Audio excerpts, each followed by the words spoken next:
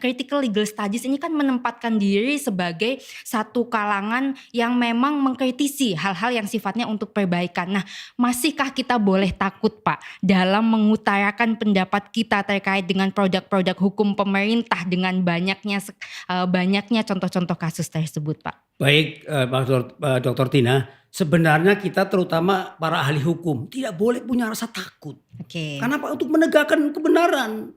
Nah, kalau CLS mengatakan law is politik, Yes. ya, hukum adalah politik, itu artinya tidak mungkin akan bebas dari politik. Oke. Ya, sekarang yang terjadi ada kepentingan-kepentingan politik. Misalnya begini, ketika di DPR itu membahas terkait dengan masalah ekonomi. Oke. Ya, di sana ada ekonomi itu kan butuh cost, ya kan? Oke. Ketika dia ingin membuat undang-undang, maka dia akan melakukan apa saja yang penting goalnya tercapai.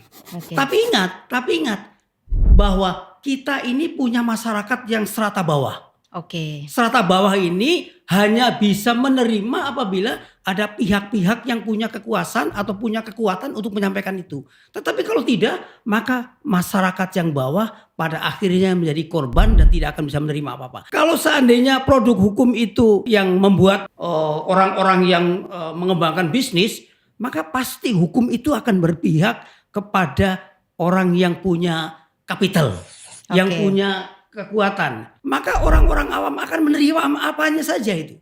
Ya kan? Akan menerima apanya. Karena tidak mungkin. Karena sudah ada cost yang diberikan. Dan ini adalah harus menjadi bagian, menjadi goalnya. Nah, oleh karena itu dalam konteks ini CLS adalah merupakan sesuatu yang perlu dikembangkan dalam konteks hukum Indonesia. Oke. Harus dikembangkan dalam konteks hukum Indonesia. Artinya implementasinya atau aktualisasinya seperti apa? Nah, ini yang perlu menjadi bagian yang bagaimana agar supaya aktualisasi CLS ini benar-benar diterapkan di Indonesia.